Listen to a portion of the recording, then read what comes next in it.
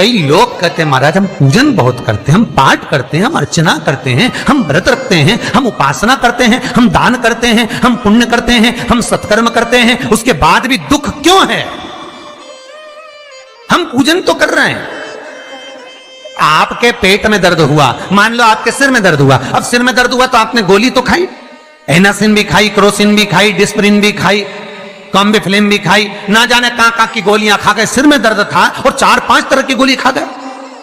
तुमने जब तो गोली खा ली और गोली खाने के बाद तुम्हें थोड़ा सा असर भी हो गया, पर इतनी गोलियां जो खाई है तो बाद में रिएक्शन तो करेगी, कुछ तकलीफ तो देगी, कुछ गर्मी तो करेगी, बीपी शुगर ऊंचा नीचा कर सकती है। आपने पाई। उसी तरह मंत्र, माला, पाठ, जप, अनुष्ठान फल कब देते हैं और फल कब नहीं देते, ये शिव महापुराण की उमा संहिता कह रही है। शिव महापुराण का उमा खंड, पार्वती खंड को अच्छे से पढ़िए तो उसमें बताया है, उसमें वर्णन किया है। हम पाठ करने बैठे, इतनी बड़ी पोथी लेके लोग बैठ जाते हैं, पहले राम रक्षा स्तोत्र पढ़ लिए, फिर ये पढ़ लिए, गीता जी का अध्याय पढ़ लिया, ये पढ़ लिया, ये चालीसा, दुर्गा चालीसा, शिव चालीसा, तांडव, ये वो, ये मंत्र जप लो, वो मंत्र जप लो, फिर कोई महाराज बता गया वो मंत्र जप लो, फिर कोई महाराज बता गया वो मंत्र जप लो, ये वाला देवता ला के अलमारी में रख लो।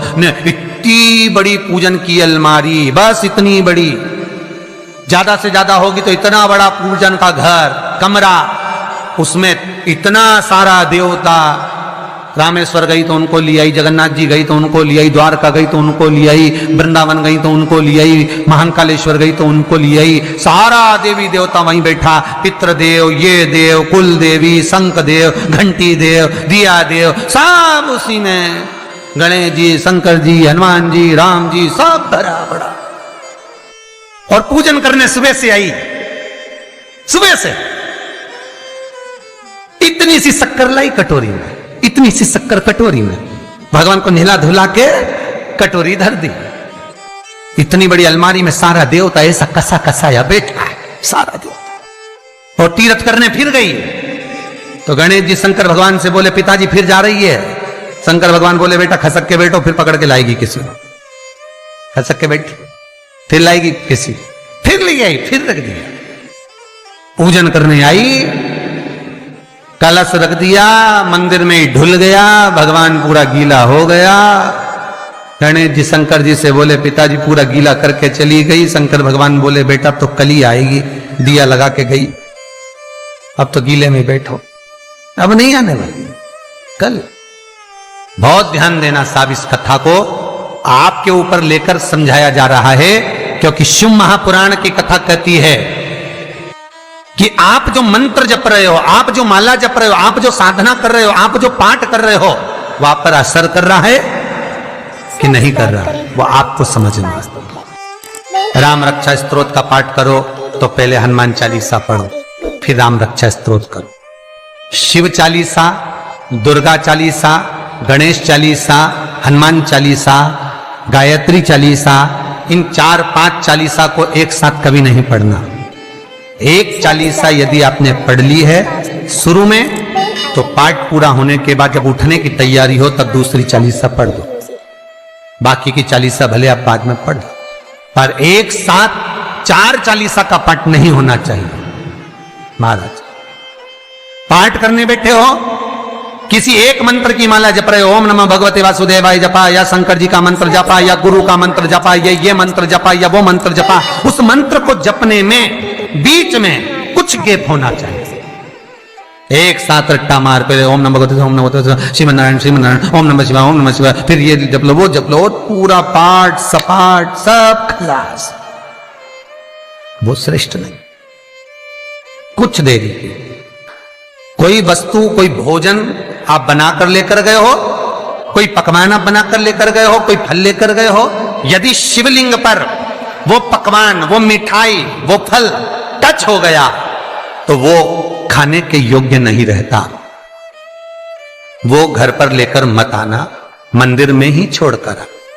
यदि भोजन, पकवान, मिठाई, शिवलिंग यहां पर है और भोजन का भोग तुमने इतनी दूर से लगाया है, फल इतनी दूर रखा है, वो शिवलिंग पर टच नहीं करा गया है, तो उस प्रसाद को, उस फल को आप पा सकते हो, उसको खा सकते हो। पर जो शिवलिंग पर टच हो गया, फिर वो केवल नंदी, श्रृंगी, भृंगी, प्रेतों का, भूतों का, आहूतों का भाग होता है। प्रेत भूत आहूतों का भाग, वो फिर खाने योग्य नहीं है। हां, यदि नर्मदेश्वर महादेव हैं, नर्मदा जी के जल से कोई शिवलिंग प्रकट हुआ है, नर्मदा जी के जल से, कोई कंकर से, नर्मदा के जल से अगर कोई शिवलिंग प्रकट हुआ है, उस शिवलिंग की स्थापना कहीं पर है या आपके घर में है, तो उसको कुछ भी टच हो जाए वो पा सकते हो, पर बाकी के शिवलिंग को स्पर्श किया हुआ नहीं पा सकते। केवल एक नर्मदेश्वर महादेव नर्मदा के जल से प्रकट हुए। कई लोग पूछते हैं ये सांप है कौन, ये सर्प है कौन, तो उसको बताओ, ये भगवान शंकर के गले में जो एक सांप पड़ा हुआ है, ये भगवान विष्णु हैं। और शंकर भगवान के सिर पर जो जटा में सांप दिखता है, वो हाथ में सांप बंधे रहते हैं, वो 2 हाथों में, कमर पर, सिर पर, केशों पर जो सांप 5 नजर आते हैं, वो तो बताओ, ये शंकर भगवान की 5 लड़कियां हैं, जया, विषहरा, शामली बारी, 2 तली और देव। ये 5 लड़कियां भगवान शंकर के इर्द गिर्द घूमती हैं, आसपास भ्रमण करती हैं। सभी ये शिव की बेटियां भगवान शंकर के साथ भ्रमण करती हैं। 5 जया, विषहरा, शामली बारी, 2 तली और देव, ये जो 5 पुत्रियां थी शंकर भगवान की, ये वासुकी को दी गई थी महाराज, क्योंकि ये सर्प की योनि में थी, इसलिए ये वासुकी नाग को प्रदान करी गई थी। वासुकी नाग कौन सा? जिसने मंथन कराया। वासुकी नाग कौन सा? जिसके फण पर पूर्ण पृथ्वी विराजमान है। वासुकी नाग कौन सा? जो निरंतर देवताओं के हित के लिए कार्य करता रहता है। एक पान के पत्ते के ऊपर मात्र पान जानते हो, वो खाने वाला जो पान करता है उसका पत्ता, पान के पत्ते के ऊपर जो श्री चंदन से शंकर के नाम